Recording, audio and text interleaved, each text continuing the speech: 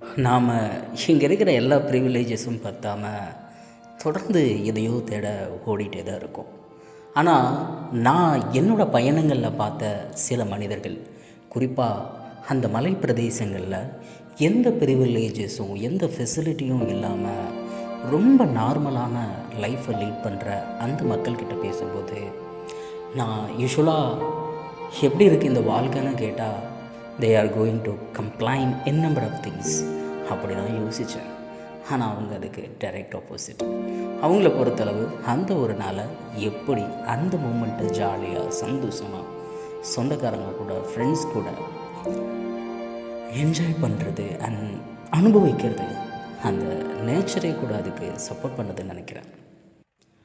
அவங்க எல்லாமே ஒரு மாதிரியான கொண்டாட்ட மனநிலையோட அவங்களோட தின தேவைகளை நிறைவேற்றிக்கிட்டு சந்தோஷமாக ஜாலியாக அடுத்த நாள் பற்றின எந்த சிந்தனையும் இல்லாமல் அழகான ஒரு வாழ்க்கையை லீட் பண்ணிட்டு இருக்கிறாங்க. அவங்களுக்கு